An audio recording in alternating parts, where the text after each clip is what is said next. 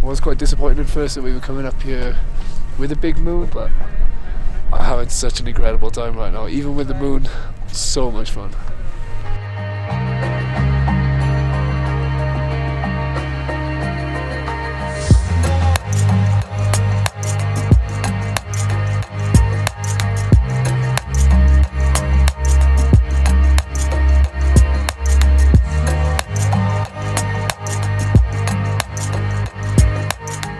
Located 35 kilometers southeast of San Pedro de Atacama, ALMA has two large facilities. The Operations Support Facilities, known as the OSF, which is located 2,900 meters above sea level, and the Array Operations Site, or AOS, home to the 66 antennas and the correlator, located on the Chaknan Tor Plateau, 5,050 meters above sea level.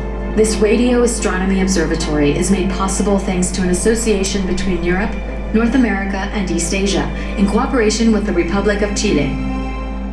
Alright, long story short, the owner of the company that's publishing my book, which is coming in 2020 by the way, is good friends with the director of ALMA. Because ALMA's not exactly the kind of place you could just rock up and start taking photos. So we had special permission to be there.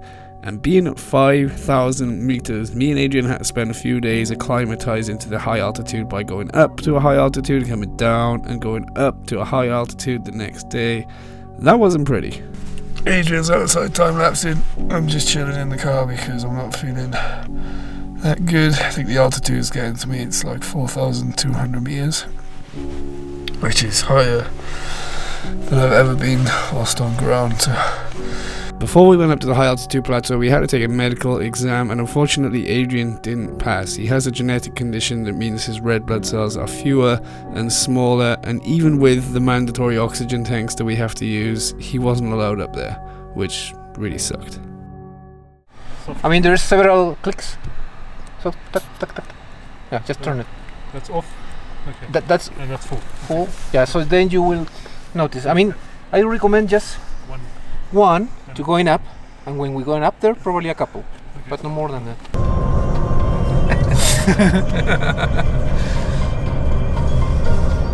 So I was back with Pablo, who you should remember from the last vlog that I posted where we both photographed the total solar eclipse in mid-Chile, but being a photographer himself, Pablo knew exactly how to look after us. So as soon as we got to the top, he went around and turned all the lights off so that they didn't disturb any of our photos.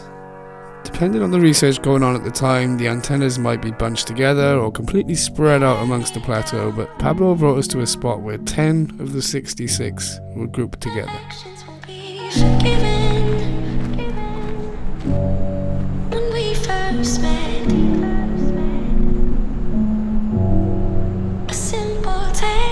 So we've got very limited time up here, but I've got 3 cameras, so I'm going to try and make the most of it. One's going to be the vlog camera, one's going to be for taking photos. This one I'm going to leave here doing star trails, and it can also be a little time lapse as well. It's about -8, -9 degrees right now, so I plugged in an external power source to make sure this thing keeps going for a few hours. I'm just going to leave this here and come back later.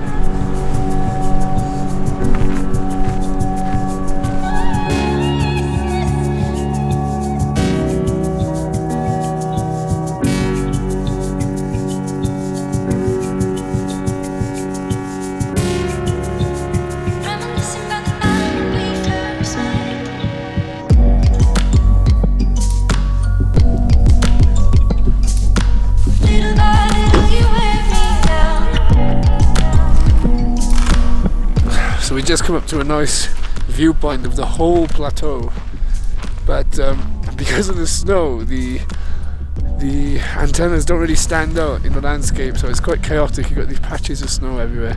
If there was no snow, you'd see the antennas quite clearly, but not for me, this one. So you want to take with a Milky Way, Yeah. one single dish, and something like that. Yeah, okay, this will find single one. Here. They're real babies. Yes. So I'm gonna park the car here.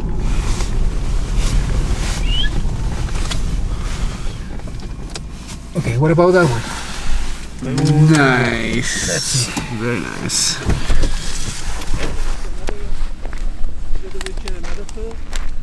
Probably with luck, we will see the Milky Way and the reflection. You know which one's up or anything? Huh? You know which Quite surprised how much Milky Way you can still see, even with a waxing gibbous moon like directly overhead. It's insane. I was quite disappointed at first that we were coming up here with a big moon. It would be really incredible to see the stars from up here at 5,000 meters in one of the darkest places in the world, but I'm having such an incredible time right now. Even with the moon, so much fun. As we were so high up, the atmosphere is a lot thinner, which meant much less scattering of the moon's light, so we could actually see more than the Milky Way than you would in the same conditions at sea level.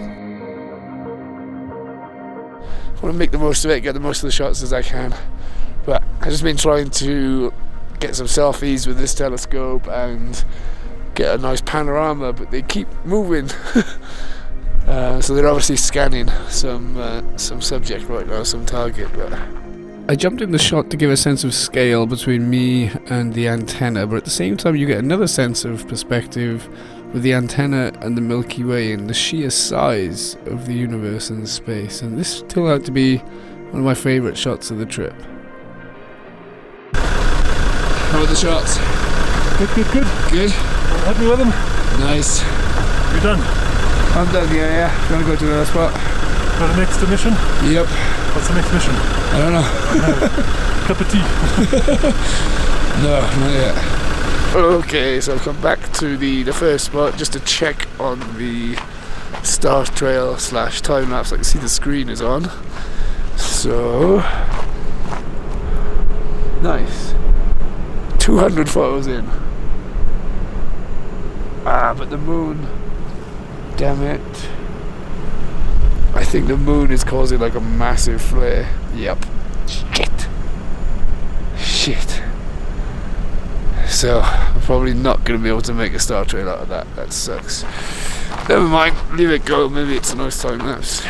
So in spite of the flashing lights and me running around, it's still a pretty nice time lapse, I guess. But as you'll see, there's a huge flare from the moon coming in at the top of the frame there, so I couldn't make a decent star trail image with it.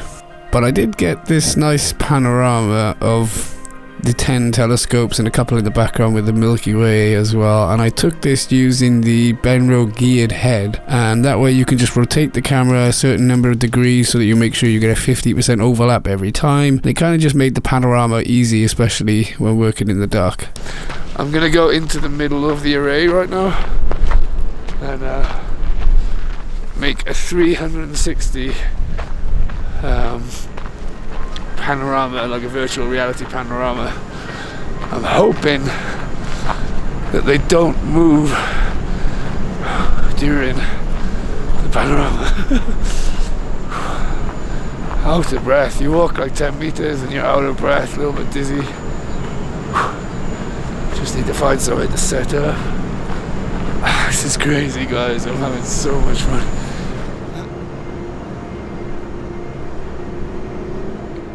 So this is the 360 panorama in its sort of equirectangular form. If you'd like to see this in virtual reality, so an interactive 360 degree panorama, you can follow the links in the video description below, and that way you can get to experience what it's like to stand in the middle of these enormous antennas and sort of look around at the stars and the moon.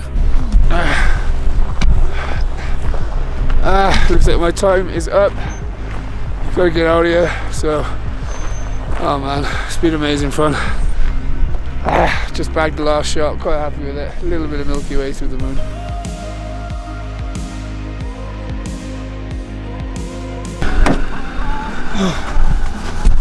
Thank you. How cold? -9. You take good ones? I think so, I don't know. Yeah. Like, You will see. I didn't stop to check. Nothing left? I don't think so. Yeah, I wanted to do so many things that I didn't stop to check the photographs that I was taking. So I don't know, maybe they're shit, maybe they're good. And that was that. My limited time at the plateau was over. It was really, really hard night shoot. So, you know, even with the oxygen, you're just constantly out of breath and you feel weak and sometimes you can't quite think straight. And yeah, it was really exhausting. Thanks again, Cool. man. Thanks so much, Father. And your wife and Yeah, sure. Barbara and your mother, thank you for everything. A real pleasure to meet you. We're on the wrong side. I know we both want to sit on. Oh, where am I going? side. I'm going this way. Okay. The altitude's getting me, so I'm going to call it there.